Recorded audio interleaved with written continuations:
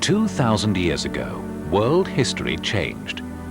2,000 years ago, God stepped into human history in a unique way when his Son, the Word of God, became flesh.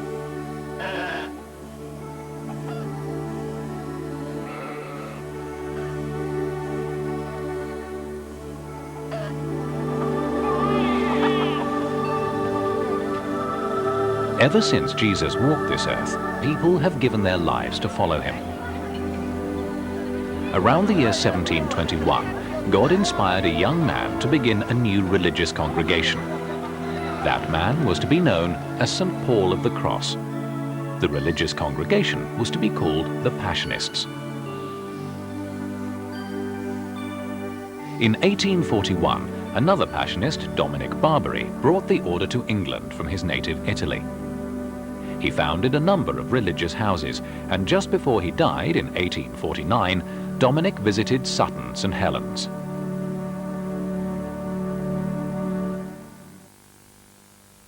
This document here is probably the most important document in the archives, because this is the apostolic brief of Pope Paul VI in 1963, declaring Dominic of the Mother of God, Passionist, as Blessed Dominic. And on this picture here, this photograph, we see the Cardinal signing that statement on behalf of Paul VI. The Passionists' monastery in Sutton was provided by John Smith. John was born in Windle in 1794, just 2 years after Blessed Dominic. He belonged to an old English Catholic family. John rose from not having sixpence in his pocket to becoming a railway magnate, a son of the Industrial Revolution. He became very wealthy, and in about 1848, John wanted to do something for the Catholics of Sutton and Bold. There were about 30 or 40 Catholics in the district at that time, and they had no church. Dominic arrived, Ignatius arrived, they met John Smith, who owned most of Sutton, and they walked over the site, deciding which piece of land they would have. And there were 3 possible sites, one excellent, one very good, and one apparently poor. And Dominic said, I'll have that one. So Dominic took the poor one. And Ignatius said, oh, well, you know, well, are you sure? Here have I chosen to live. This will be my resting place forever. The houses shall be constructed in retired places, that the devout brethren, after their apostolic labours, undergone for the glory of God and the salvation of souls, may withdraw far from the society of people and the noise of the world, to devote themselves in solitude to their own spiritual advancement, to prayers, fastings, and other pious exercises, by which they may be more and more inflamed with divine love. Thus, having grown stronger in Christian virtues, they may become better qualified and more ready for gathering abundant fruits of the Word of God, which they have to scatter, exciting in every place, to the utmost of their power, a love of piety and a grateful remembrance of and veneration for the passion and death of Christ our Lord.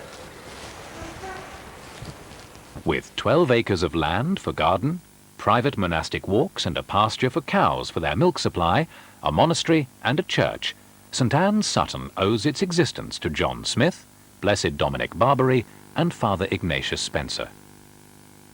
Would you like to show us some of the archives relating to the foundation of this house here in Sutton? Yes, we have some photographs you might like to see. Yes, please, yes. This room at the monastery is called the Archives. Sister Dominic has the job of looking after the wealth of historical treasures stored here. This is one of the oldest photographs we have of St Anne's. You see the spire and the old St Anne's Church, the monastery, the first part of the monastery was this section, and then before 1862 the students were brought and they extended, and so we have this extension across here. I presume these are two of the students. But you see that the graveyard is quite well filled up already, but it must be before 1911 because we don't have the new wing. One of the problems of the history of St Anne's has been the mining subsidence underneath the building, which we're so conscious of today. And this is the tower as John Smith had it built. But then in 1934, it had to be taken down because it had become so dangerous. With the stones, they built this grotto, which is still outside, and here's somebody about the 1930s or 40s kneeling in front of it. St Anne's has always had a very busy social life for the parishioners. This goes back to the 1890s. It was called the Catholic Demonstration. In fact, it was the Catholic procession, just as the Protestant churches had processions and everybody enjoyed them. It was nothing to do with political demonstrations or even religious demonstrations. Another feature of St Anne's has always been that apart from John Smith, they've also always had some very good parishioners. And so there was John Smith, first of all, who built the monastery and the church, and then the Burroughs family have done a tremendous amount for this parish. Generation after generation, they have provided statues in the church, chapels, and always, year after year, the breakfast for the first communicants. And so they have really been very important. They've worked in the sacristy doing so much that we tend to take for granted, but they've always been there. They're one of the great families of Sutton. They had the iron foundry, the Providence foundry. Sports have always so been a feature of St Anne's social life, and I don't know just how old this is, but here we see a Passionist priest very proud of these young men who have won so many medals during their sports. And then, of course, Dominic's Day has always been important. The present custom of having a special day set apart for Blessed Dominic or for Venerable Dominic, or even before that, no, since 1925, started in that year. And since then, there's always been a procession. So these are processions around the grounds. And then they had an outdoor altar, not the present one, and they began to put out benches instead of having everybody standing.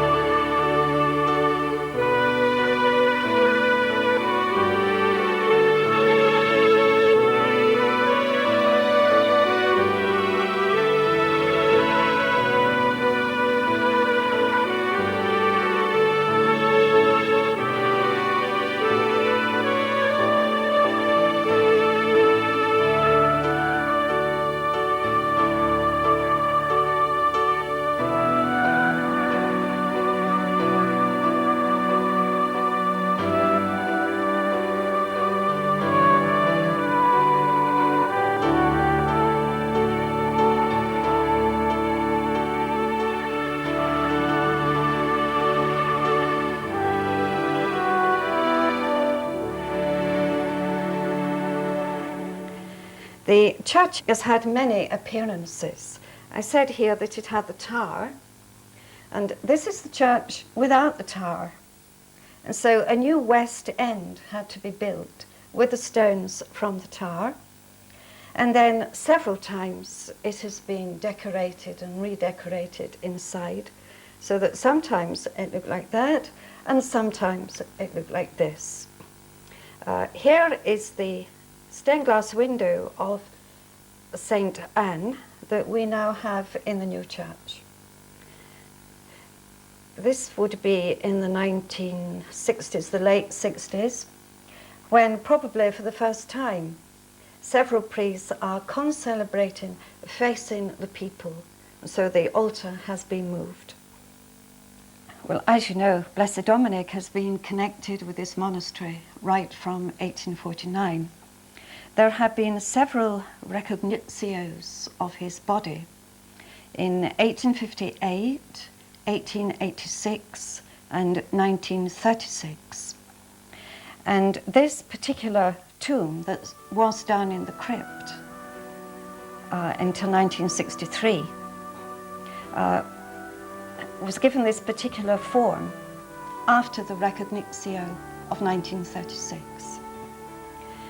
Once he was beatified in 1963, then he was taken out of the crypt and taken up into the church to what had been the chapel of St Paul of the Cross. And then, of course, when the church had to be demolished, he had this marvellous new shrine in the present church of St Anne and Blessed Dominic.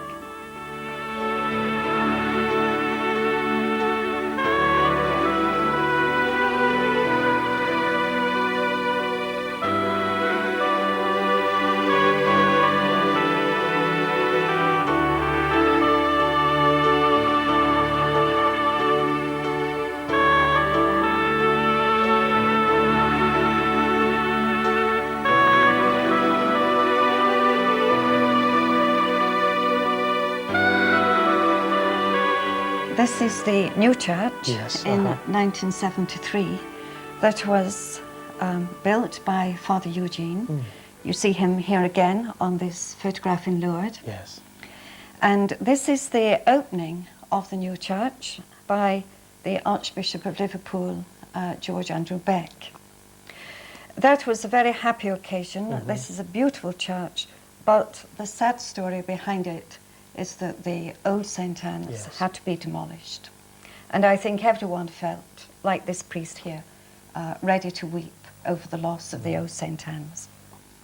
This is Dominic's beatification in St Peter's in Rome.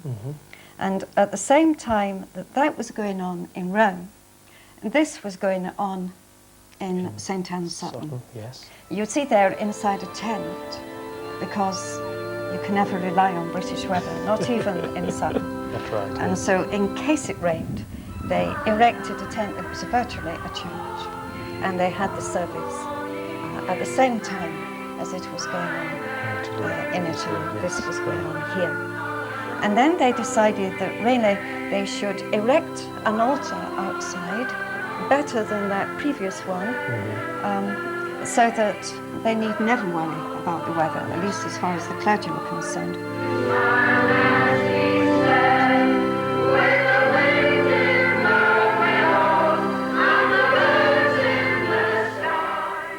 Dominic was recognized as someone who had served God in an extraordinary way. Alongside him were Ignatius Spencer and Elizabeth Prout, who, together with Dominic, established the Passionists in Sutton. From the time of his death, people prayed to Dominic, and from 1925 onwards, there's been a special day of pilgrimage in his honor. This day of celebration has become very much a part of tradition.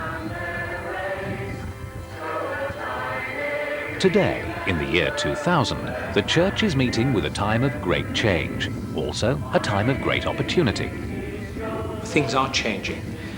In some ways, what we're experiencing is a success story. What I'm very concerned about is that developments here still very much keep before us the cross of the Lord. Dominic is here with us. and what he stood for, what he stands for, must abide. I have a deep confidence that people, when they say to them, it's now your responsibility, I'm sure they're going to rise to that. Yes. And I believe there'll be new strength and devotion to Dominic and all he means. It's a curious moment, but I feel a sense of people accepting ownership in a very new way. Today, in a very special way, because of the changes which are going to occur here in St Helens and indeed across the whole diocese in these coming years, we give thanks and praise because the cross has been made radiant in the congregation of the Passion, because the cross was made radiant in Blessed Dominic Barbary, because the cross shone here through them here in St Helens. And in a way, what now is being asked of all of us to say, now it's for each one of us to be worthy of the name St Helens, Helena, mother of Constantine, through whom the place where the true cross was buried was found. The cross stands over St Helens. Perhaps in a way we relied on the priests, the brothers, the sisters to carry that for us. Now we must all bear witness to the cross, that it may be radiant, confident that through the cross there is light, through the cross division is taken away, through our witness to the cross alone can the world be brought to believe.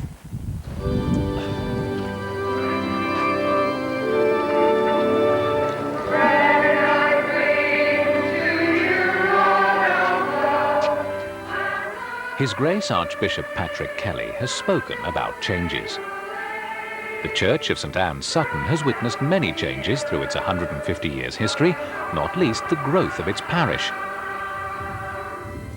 The very early days of St Anne's saw its Catholic community rise from 30 or 40 to 2,000 in less than a dozen years. The people of nearby Peasley Cross collected funds to build St Joseph's Lecture Hall in Jackson Street, which could hold 1,000 people. There were by now so many children in the parish that St Anne's schools in Sutton were too small, and so a new school was built dedicated to St Joseph.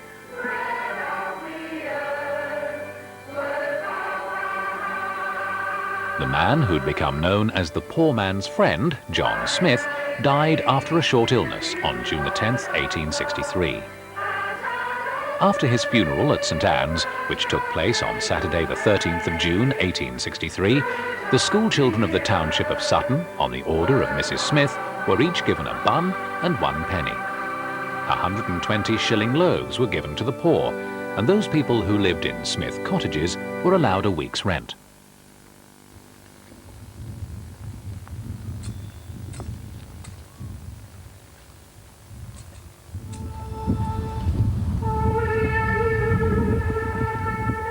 Today's pilgrimage is bathed in brilliant sunshine, as it was almost a century ago when, on the 14th of June 1911, Dominic was declared venerable. The occasion was a double celebration, as it also marked the Diamond Jubilee of the opening of St Anne's Church in 1851.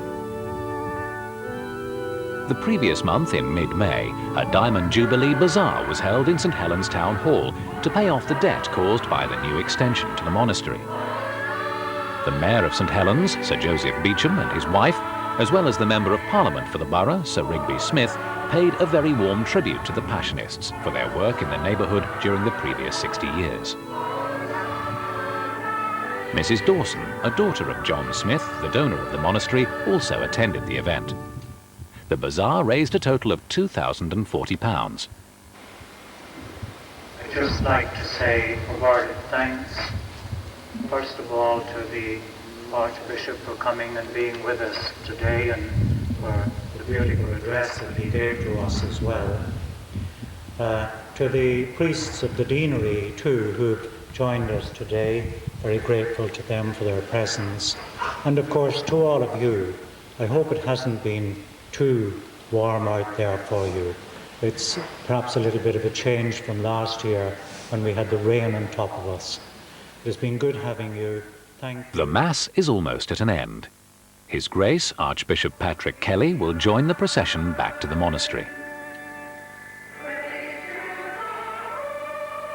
Some of the priests will stay behind for members of the congregation who wish to venerate or be blessed by the relic.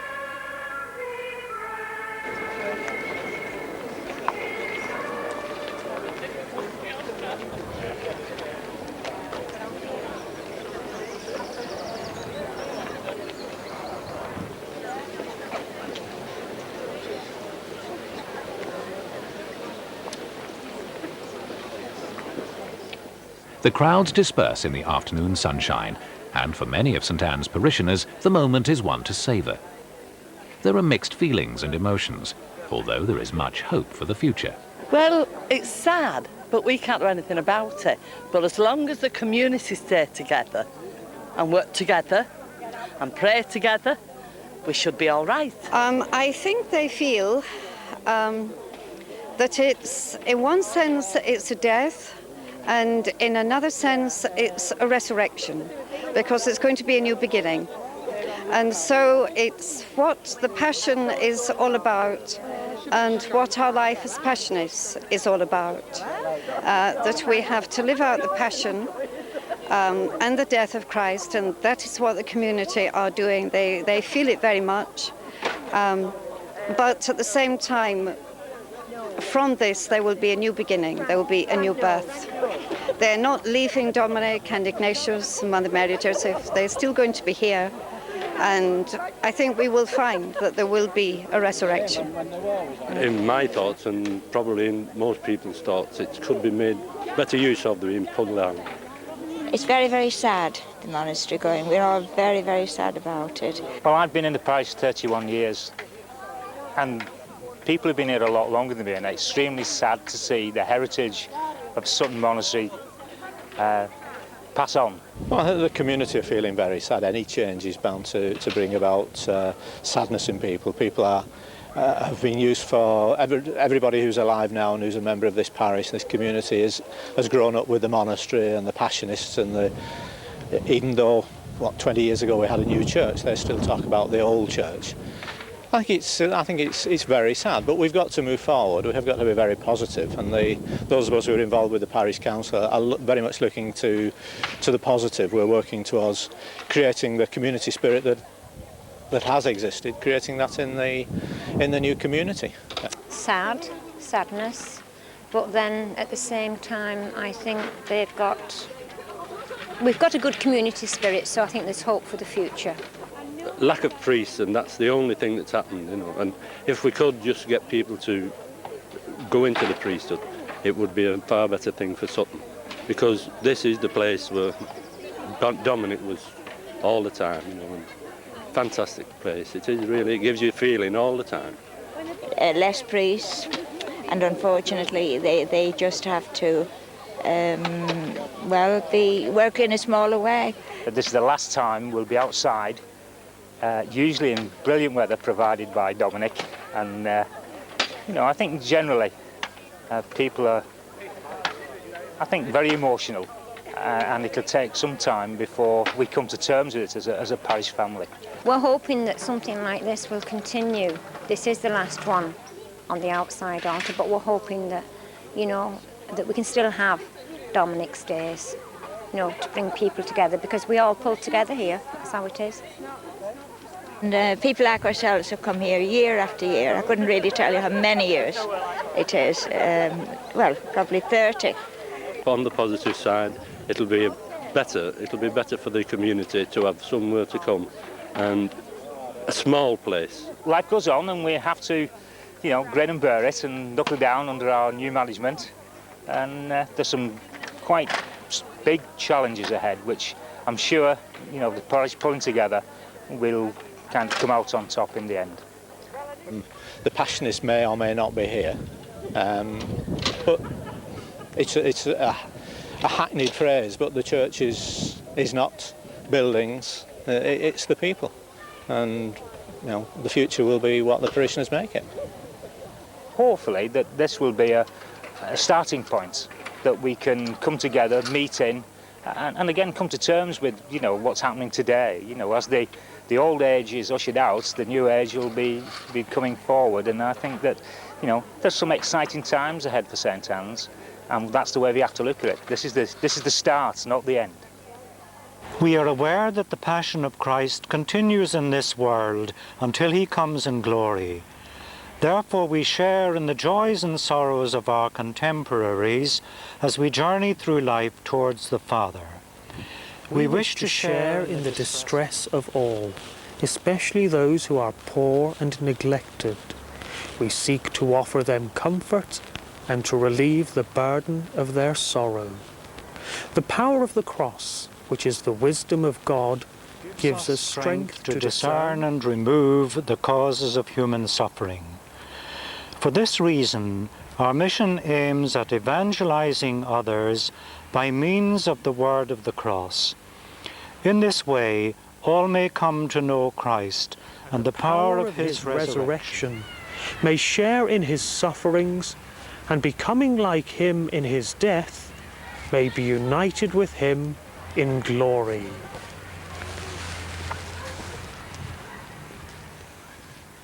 For 150 years, Passionists have lived and worked in Sutton. For those who studied to become a priest at St Anne's during the 1940s, life not only revolved around study, but around the discipline of community life and prayer. The times of prayer were called Matins, Lauds, Tierce, Sext, None, Vespers and Compline.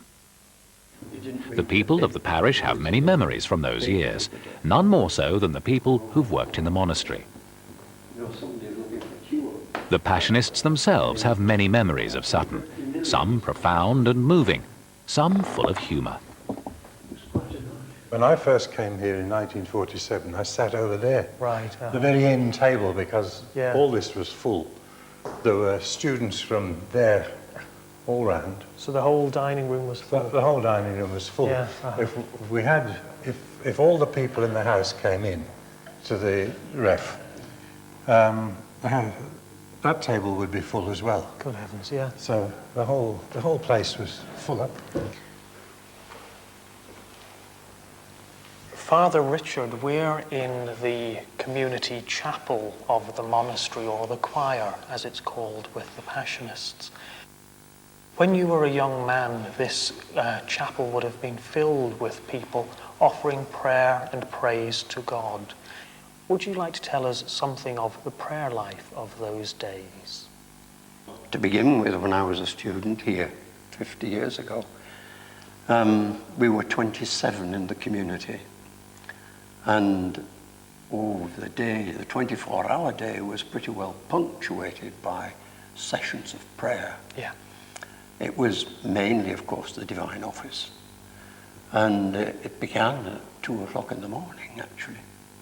And when we gathered here for what was then Matins and Lauds. How did people get out of bed at 2 o'clock in the morning? Whoever was responsible for ringing bells or whatever would go round the corridors with a rattle. Right. Well, not quite the same model as they use in at a football match, but it made the same sort of noise. And well, we took it in turns, the students, in waking people up, you know, from 5 to 2 onwards, going through the corridor, ringing this rattle. You could wake the dead, I would imagine, with that. Indeed, yes. It was his duty to take the rattle. In fact, this is the rattle that we used. At least I don't know if it's the exact one, but it's certainly similar to the one we used. And he walked along the corridor, rattling this thing. And, well, the noise it made would really wake the dead, you'd think. And you go up and down the corridors, from one end to the other, making as much noise as possible. Believe it or not, there were people who slept through it.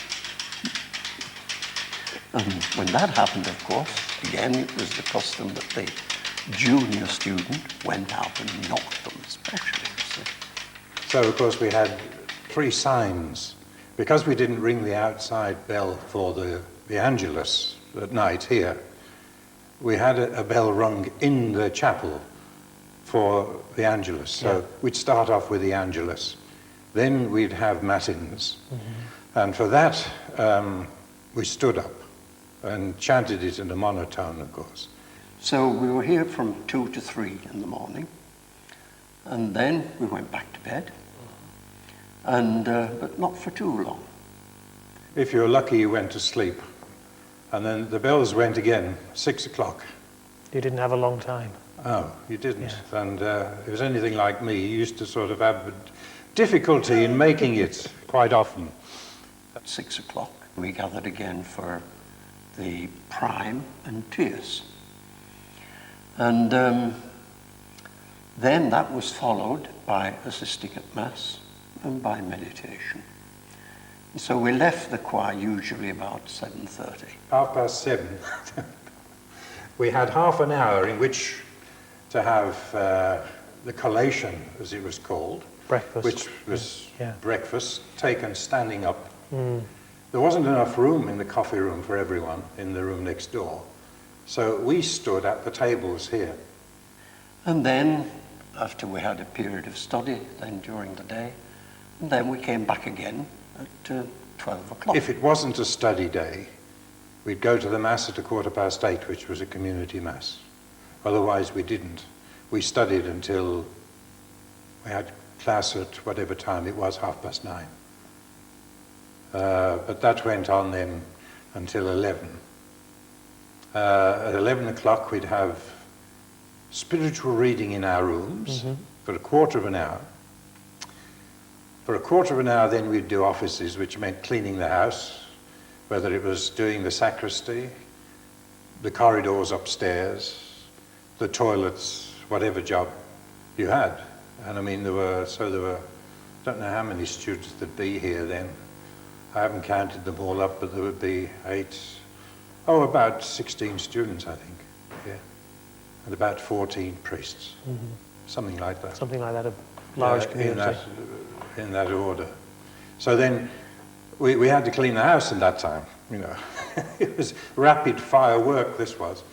And at 8:30, then you had to go out and walk around the garden, come hell or high water, in your sandals, of course, wearing sandals, in the snow or on the gravel. They'd always be in sandals. I remember was when the reservoir was frozen over one year and there was 40 student priests skating on it.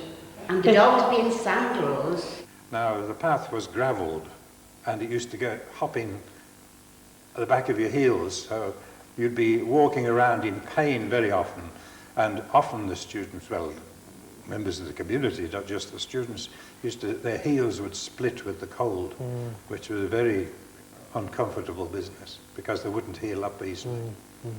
12 o'clock, Angelus rang, we went back to the choir, and then we had sexton known, and sexton known finished roughly 12:20.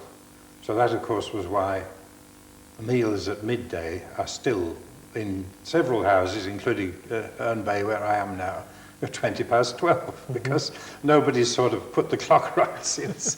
But so 12:20, then we went and had lunch. After lunch, we had a bit of free time, but again, back again at 3 o'clock for Vespers. Which, of course, now we don't have at that time, because Vespers, as it says, is an evening prayer. But we didn't have it in the evening, we had it very much in the afternoon, before you started your afternoon's work, I suppose. And then we came down for another quick collation, which was only supposed to be a few minutes for a cup of tea, and I suppose bread and butter if you wanted it. And then you were out again for another half hour's solitary walk, which was really another half hour's meditation, wasn't it? Because you weren't allowed to speak, of course, in all this performance. There were different things happened. Sometimes it was a work period, you know, we did a bit of garden work, or it could be a recreation period where you went for walks and different things. Occasionally played football or something of that sort. We'd be free at 6 o'clock. I think I got it right. And until, I think quarter past 6, we'd have Compline. And Compline would last approximately 15 minutes, of course. And then we'd have meditation. Which brought us to 7:30, I think it was. After which we had supper, and then the final visit to the chapel came at 9:15 when we had night prayers. And then finally, after that, it was bedtime, because you must understand we're getting up again at 2 o'clock. That's right. So every moment of the day was really accounted for. Oh, it was very regulated, you might say. The meals. At midday you did get a good meal, you got a full meal. You didn't get a sweet every day. We did have soup and a main course. Imagine cooking for 40. Wondered, was it on that old cooker? No. That only came just before I came in. Oh, right. In the evening then, especially on fast days, which was of course the 3 days a week, on Wednesday, Friday, Saturday, you'd get something like semolina for an evening meal, which filled you up to bursting point until for about an hour and a half, and then you were hungry after that. And your next meal wasn't, of course, until 7:30 in the morning. It was a man's word. Yes, it was a man's word. No women allowed. No. I don't think there was a woman cook then, was there? Because Brother Columban... No. Brother Columban told me. Brother Valerian and Brother Longquin. He was on the door and he used to help in the kitchen. But what about the time when there was 40 students here? I know. But it must have been buzzing. Easily 16 priests. Must have been buzzing. It was a different atmosphere, wasn't it? It's like the Marie Celeste now. Well, there's none come in, has there? No. Only our Father John, the last one. Do you remember, Chris, do you remember the famous episode here with the thief that broke into us? You know, do you remember? You tell, yes, I'll never forget that. When it was in December, I think, sometime, yeah, it was. I'd been over in the school, junior school. I came back and I met Brother Leo in the corridor. He said, "Have we got some man working in the chapel?" I said, "No." And he said, "I saw a man coming out there, out of the chapel a little while ago." Oh, I said, "I better go up and see." I went up the stairs, no sign, but my door was open. And I looked in, and money I'd left in the mantelpiece, it was a sale of work or something the day before, had disappeared. So I came down the stairs and I said, "We better phone the police." And Leo was down in the corridor and he said, "Father Christopher," he said, "I think there's somebody down in the basement." So I went down to the basement, I remember, and you weren't on the scene at that stage. And there was, in the boiler room, there was a man. He couldn't get out the door. The door was locked. So I got him out and said, "What are you doing here?" I said, "I came to see Brother Jared." I said, "Brother Jared's not here." And they come up the stairs, and he started to run up those steps, you know, leading up onto it. And we fell, started wrestling with bottles all around us, empty beer bottles and whatever. And he got up the stairs, and we got him up to, and I said to Leo, "Go and get the phone for the police." And we had him, you appeared then. I appeared, Leo came for me then, you see. Yeah, he said, "Let me go, I won't run away." But as soon as I let him go, he did run, and that's where you... That's right, we jumped on him. And you ran up the stairs, you remember? That's right, when we were thumping him in. And he bit you. He bit my hand there. Do you see the white mark that's still there? Yeah. That's where he bit me. Yeah. And he knocked... You knocked him out? Well, we give him a bit of a, you know. Well, because we carried him down to the foot of the stairs. We left him down to the foot of the stairs. And we thought, I was exhausted by this time. And suddenly he came to life again and ran through the corridor, the bottom corridor. And we caught him up outside the library. You tripped him and I sat on him. My 14 stone it was then. Yeah. And he was screaming his head off. That's right. the police arrived, and he says, for God's sake, he says, take me out of here. Yeah, the police took him away. He'd stolen all the money from.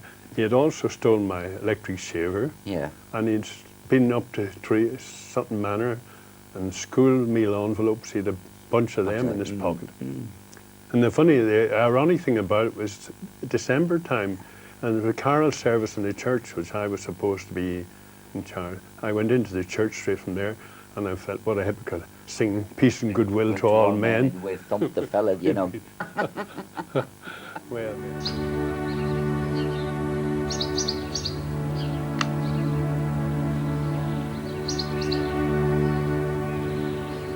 The monastery overlooks a strikingly well-maintained garden that would be the envy of any expert horticulturalist. The majestic altar looms skywards, giving the impression of keeping watch over the beautifully sculptured Passionist cross that's been lovingly fashioned from the evergreen privet hedgerow. It's the work of gardener Tommy Murray, who's had an involvement with St Anne's for the past 30 years. There's a great feeling of peace here, from the flower beds to the rustic charm of the monastic building.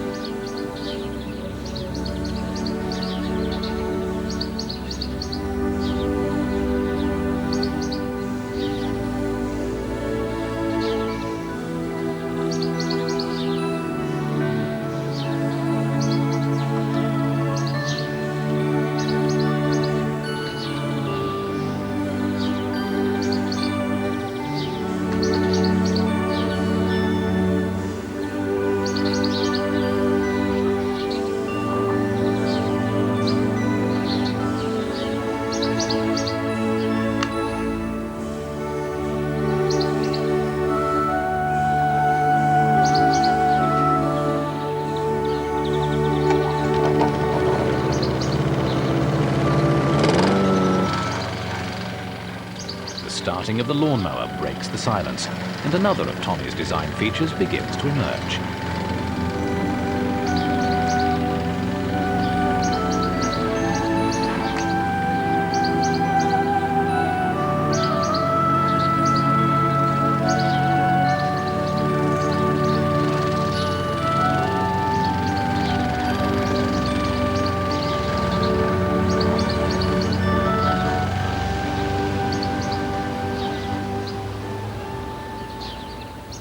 Tommy, you've been in the parish since you were about 10 years old.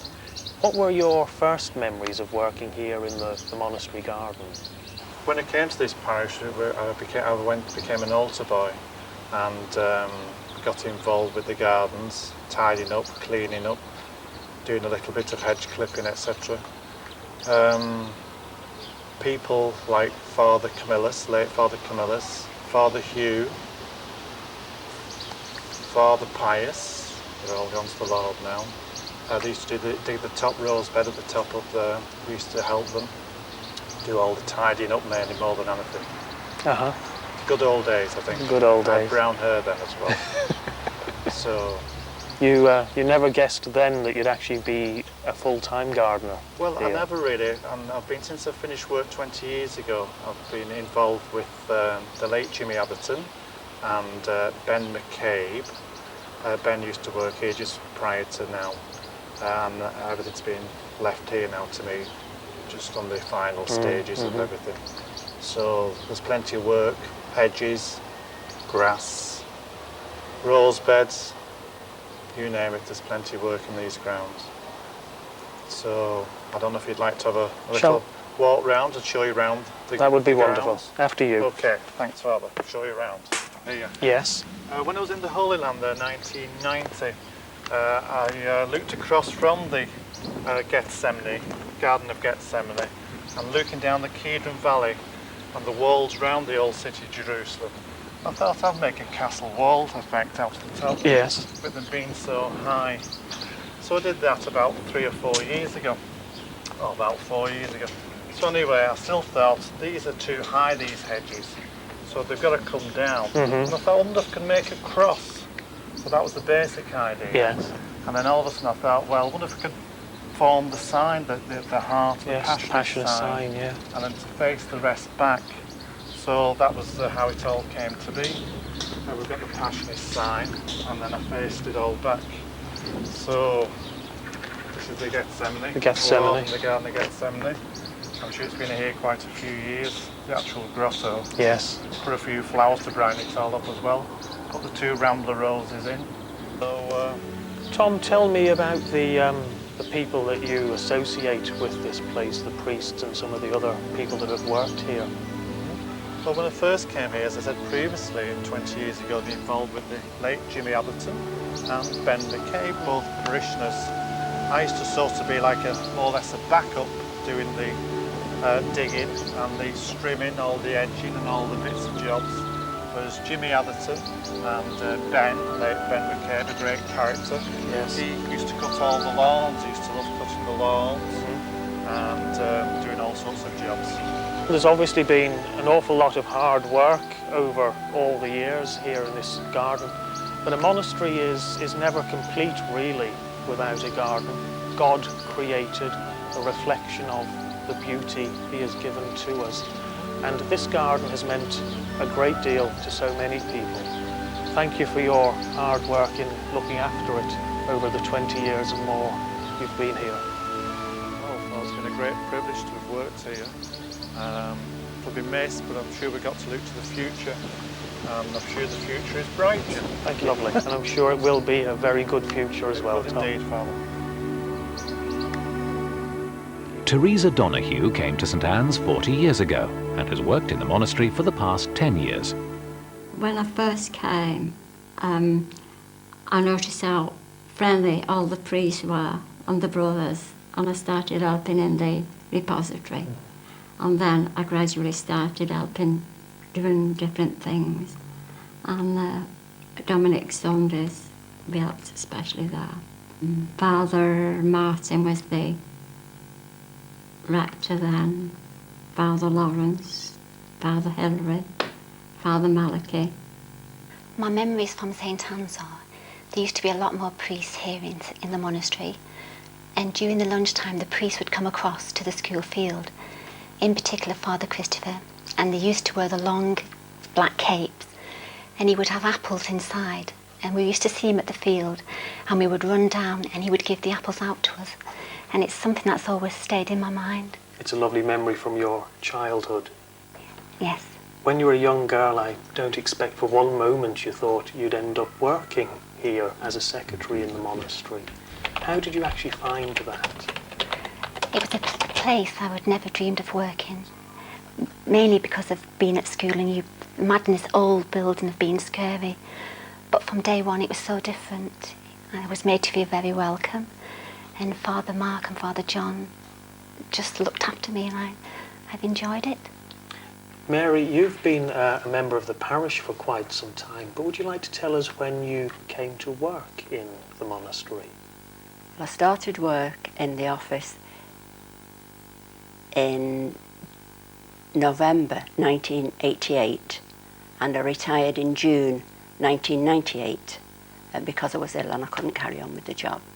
And then Julie came for her interview, and I remember the day she came, and I said to her, this job is like no other job, no other office job. There is not anything like it, because I think you get a great healing from the environment that you work in, and it's so peaceful.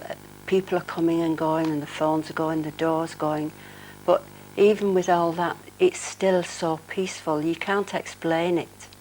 And the priests become part of your life. You know, it just happens that way. They just become part of your life, and there's nothing you can do about it. Despite there now being only 3 Passionist priests at the monastery, the office remains a busy hive of activity. Yet, just as Julie and Mary have said, you can't help feeling the peace and warmth even through the hustle and bustle.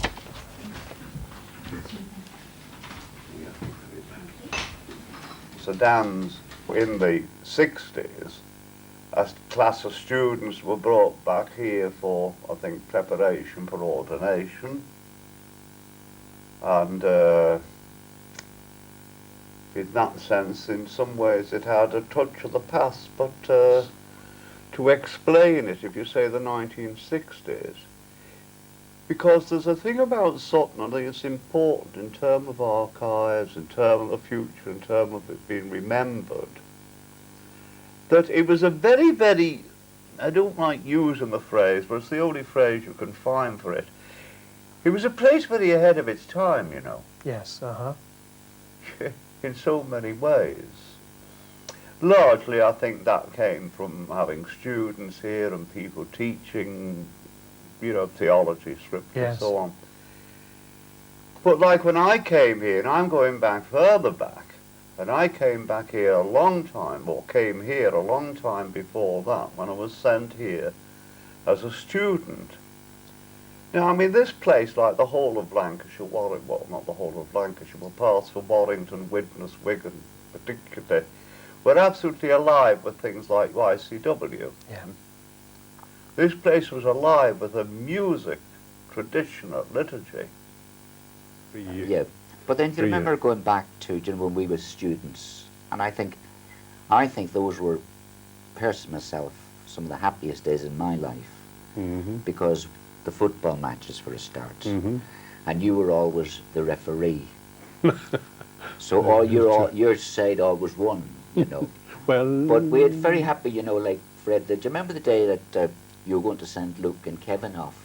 Yes, for confrontation. Confrontation. They got the red card. Well, they nearly got the red card that day. I mean, I had the advantage. I was both director, students, and referee, which didn't make it very easy for them to refuse.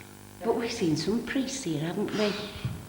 Father Peter Paul, Father Eugene, Father Fidelis, and Father Aidan. I loved Father Aidan. Yes. Oh, I loved Father Aidan.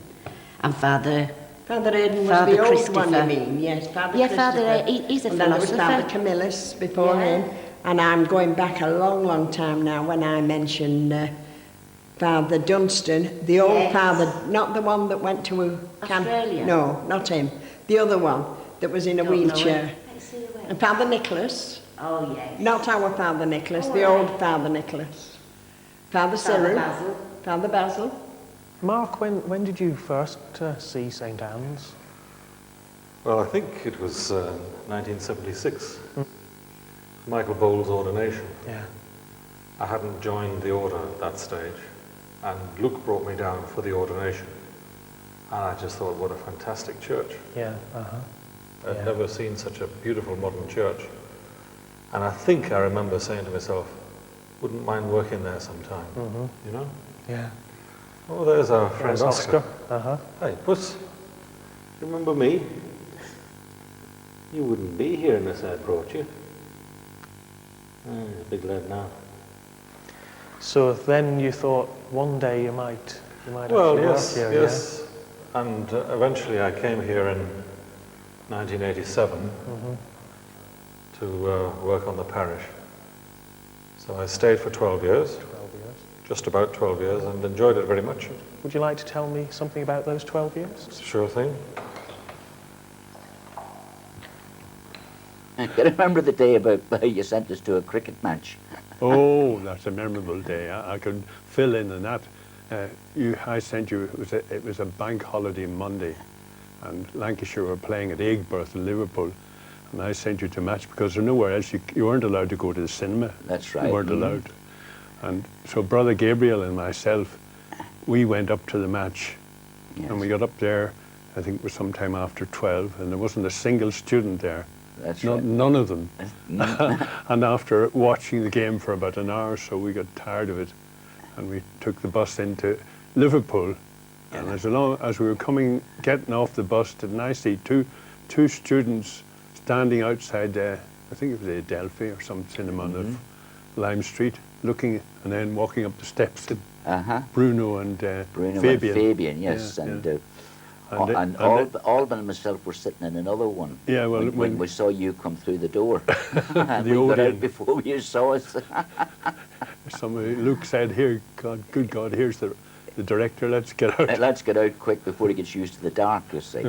I came on a Friday, and it was Grand National Day the next day, and there was a sweepstake going on in the youth club.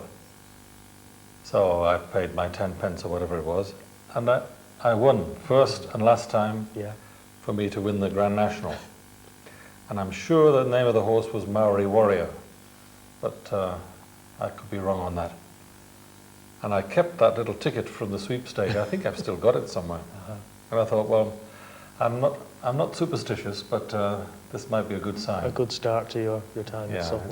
It certainly gave us a laugh down in the youth club. But if I try to think of some of the highlights, the flower festivals were a highlight. I think there was one the year after I got here in 1988, and I must be frank and say that I wasn't expecting too much of a flower festival. Us northern lads, you know, nothing much to do with flowers. But it turned out to be an absolutely wonderful experience. I reckon there were well over 100 people very actively involved, and the sheer beauty of the flowers and the imagination of the displays was tremendous. Mark, could you tell me something about the origins of the hospice movement here in St Helens? Sure, I can tell you about the origins of our involvement with the hospice movement. It goes back to one of the Blessed Dominic days, beginning of the 90s. And we always invite the mayor to the Blessed Dominic pilgrimages, which we have outdoors, of course.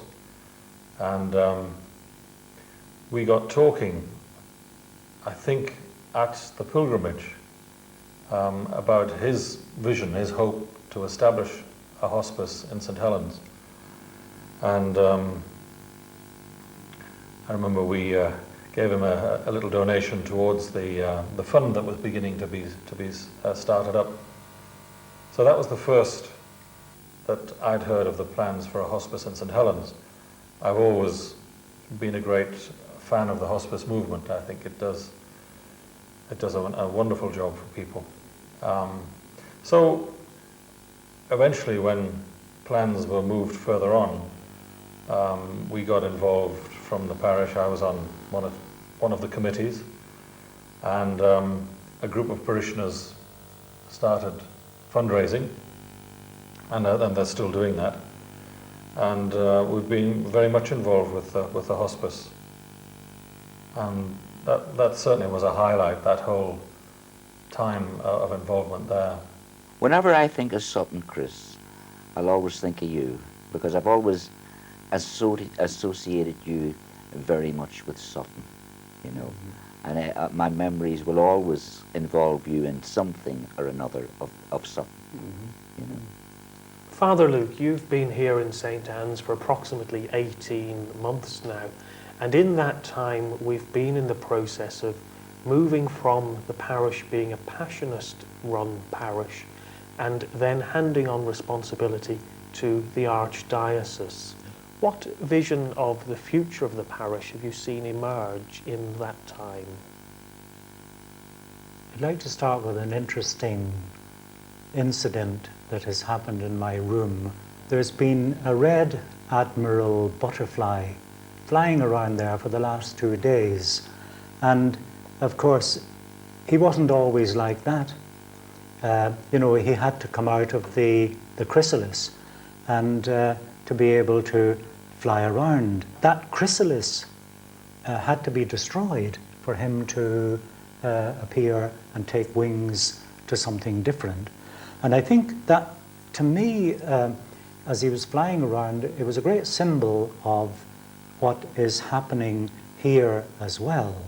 And I think that what has to happen in many other places. I think that our wealth and our power is not in buildings but in people. It's a wonderful era. It's a wonderful era if you've not got your teeth and sunk in the past. But it must be a terrible era for anybody that doesn't want to move. I'm sad that there is no more Passionist who can follow on the role of parish priest. But the monastery's old, and I'm looking forward to the new parish centre, and also it'll be a new challenge. The community will take a greater role in what's going on. They'll have to. And I think they will rise to that because they've always done it in the past. And there's different groups doing different things now, such as the Flower Festival Committee, and they do a lot of fundraising, but mostly for the whole parish. They're not just for certain groups or outside people, they're for the parish itself. And you know, that keeps the community together, I think. With the new club, you don't know what new ideas might spring up. It's a mutual service, the pastoral life now. People, priests, people, religious, whoever they are, brought into the one unity.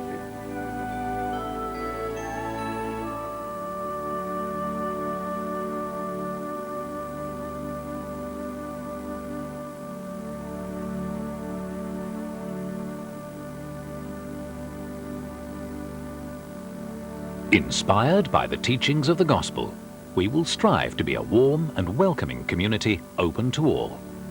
With parishioners of all ages sharing responsibility, we will continue to grow and develop in the love and service of God and each other.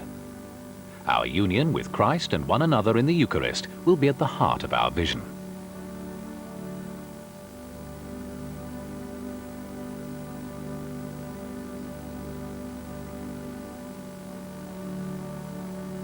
The growth needs to continue. To stand still is to go into regression. I think change can be a little bit unbalancing for people. And the last sentence of the vision statement again is that our union with Christ and one another in the Eucharist will be at the heart of our vision. I see no reason why the parish shouldn't move forward in the spirit of that vision that they've stated and develop the kingdom of God within this place. Christ loved everyone without exception. He prayed for all and laid down his life in sacrifice for all. This universal love should be the very breath of our community life. All our local communities are essentially related to the wider communities of the Church, which exists in the world, living and acting in it.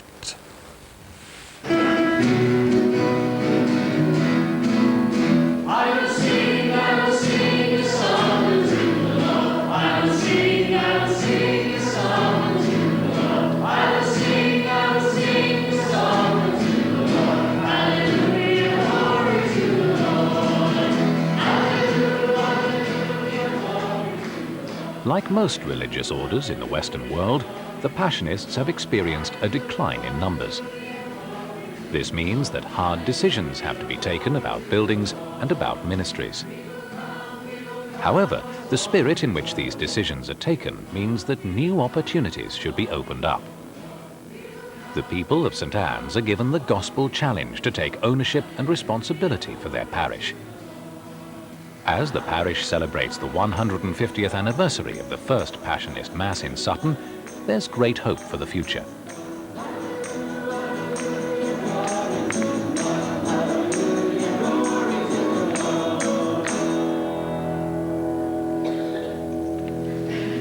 Let us begin in the name of the Father, and of the Son, and of the Holy Spirit. Good evening, Nicholas. Hello, John.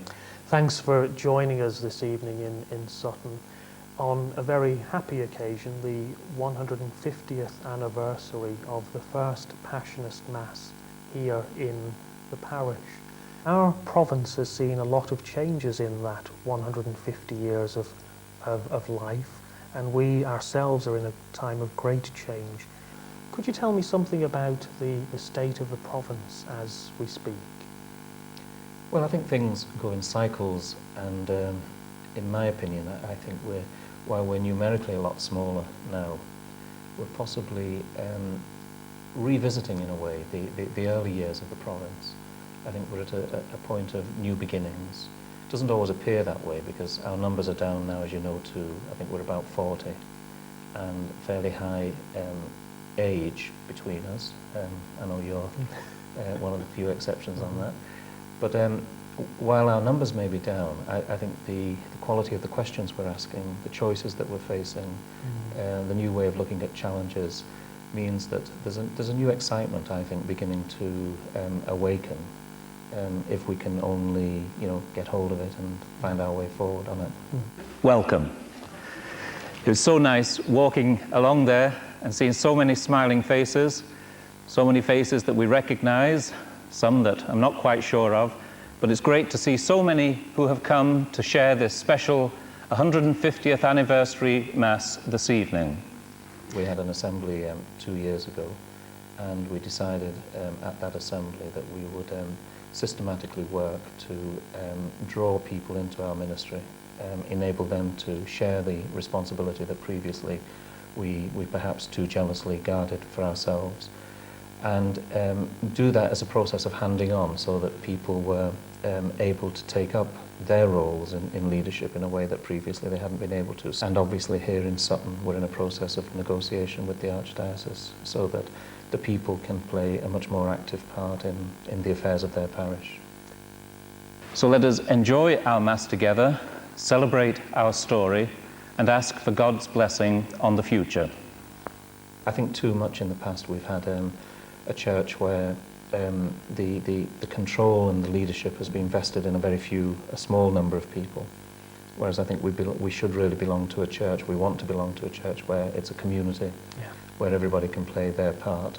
Certainly the priest has his own special role to play, but that shouldn't become exaggerated or exclusive of other people taking their part in it. So I'm delighted at the developments that I know are happening here in terms of people for a number of years now have been drawn into the process. A reading from the first book of Samuel. During the time young Samuel was ministering to the Lord under Eli, a revelation of the Lord was uncommon and vision infrequent. One day, Eli was... At the end of the 1970s, the Sisters of the Cross and Passion in Sutton went through a time of change, similar to that of St Anne's Passionist priests today. It was a period of great pain and suffering, both for the sisters themselves, because they were having to close a convent in an area which was very dear to them. Our foundress, Elizabeth Prout, is buried here, as you know.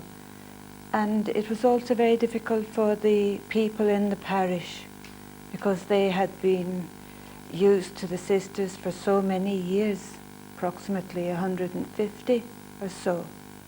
Eileen, would you say that we, the male Passionists, could learn from the experience of the sisters in this regard?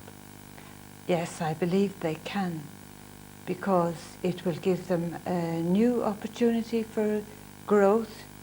It would be an opportunity for a new beginning, offering new growth, and an opportunity also to see what the needs are of the people within the area in which they live. And I think it would bring a lot of new life and new growth. I've heard several people say recently, "See you in Sutton on Tuesday." Friends and family prepared to travel a distance to be reunited with each other tonight. There is something about St Anne's Sutton that makes the word reunion entirely appropriate. Especially for us Passionists, I believe there is a very real sense of homecoming every time we arrive back at Monastery Lane. And in this reunion, we renew links of friendship forged over many years as we celebrate a unique story dating back 150 years. By celebrating Mass this November week in the home of Sutton's first parishioner, John Smith.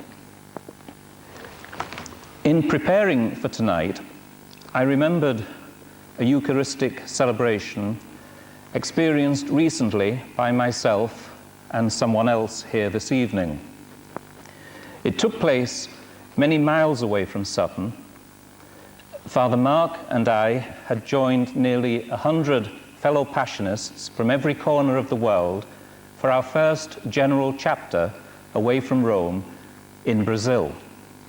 And I would like to tell you this evening about one Mass that was very special for me. I'd like you to picture the 100 or so of us, Passionists, seated in a big circle around a large marble-floored sanctuary. From our circle, we were focused on Father Mauro, the principal celebrant. He shared with us a symbol explaining why he is confident about the future, not only for himself, but also for our Passionist congregation. He reached down and he lifted up a large, heavy clay jar. It had been placed beside his chair at the beginning of the Mass.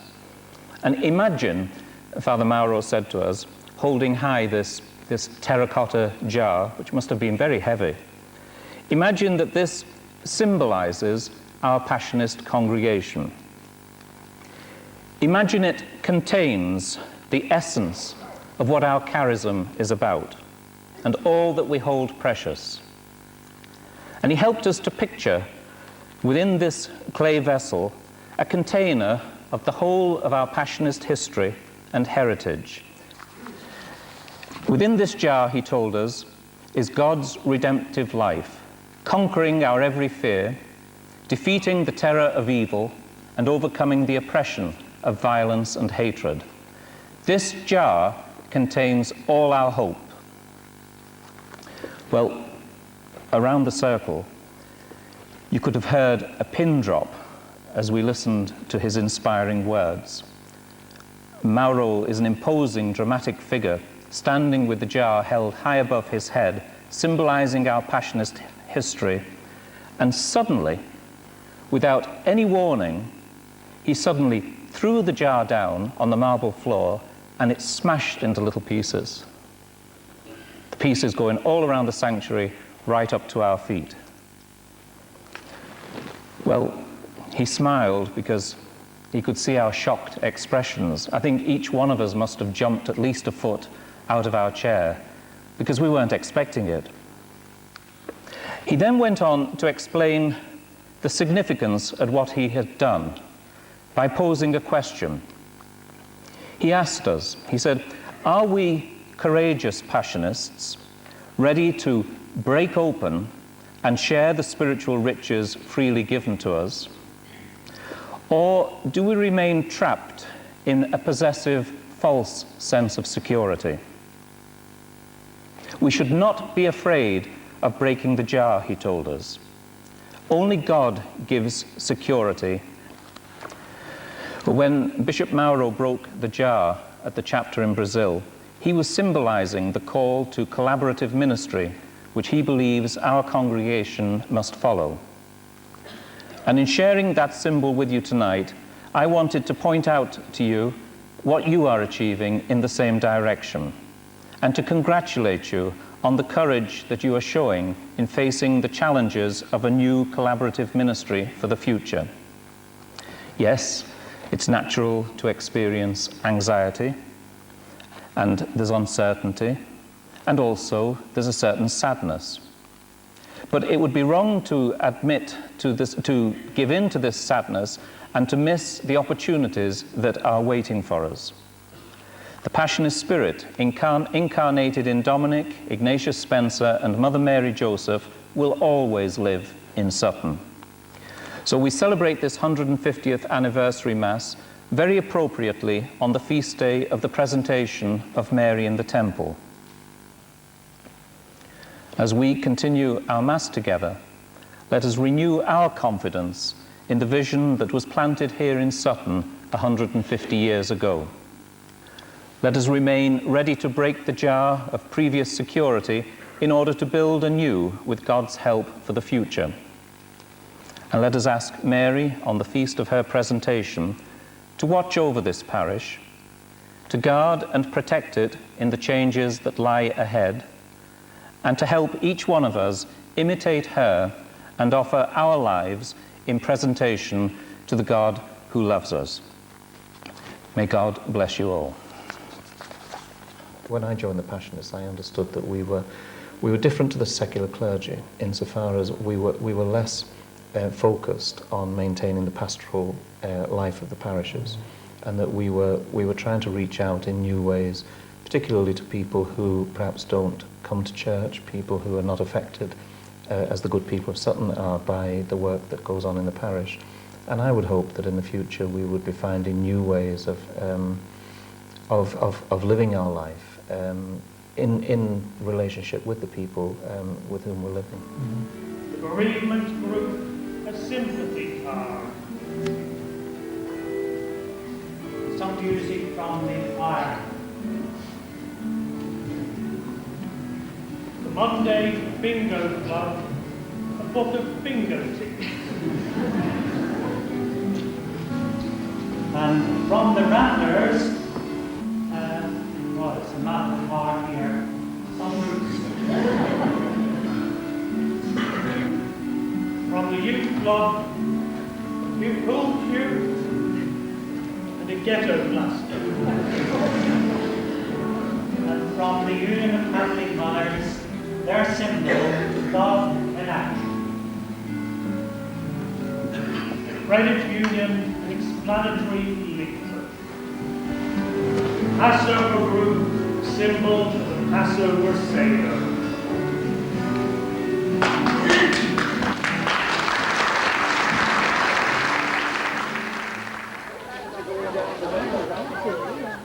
The celebrating isn't over yet, as most of the parishioners, passionists and friends make their way to St Anne's Club for some light refreshment, where the entertainment is provided by a local DJ, who's an artist by day and an artiste by night.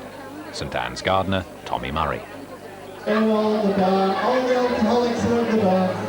So don't forget now, your book is about less than about 7 or 8 minutes time. Okay, we'll do all the dancing after the bishop. No doubt there'll be stories exchanged here tonight of the many previous celebrations and events that have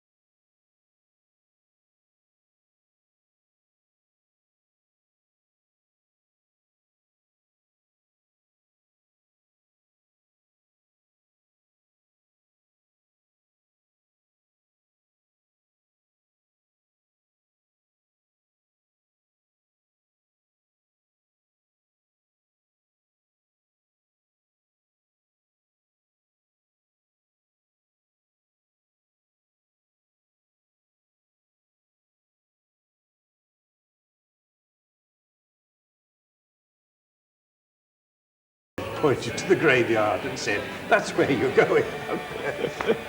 And of course that's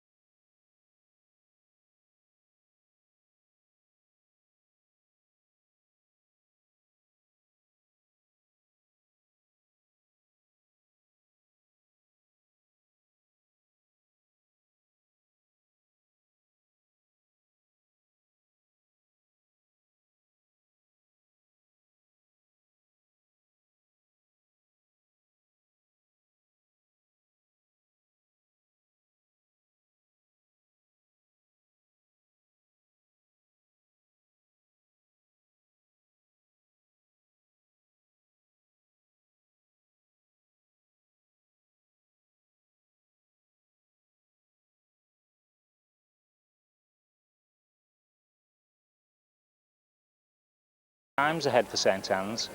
So we'll be happy with that.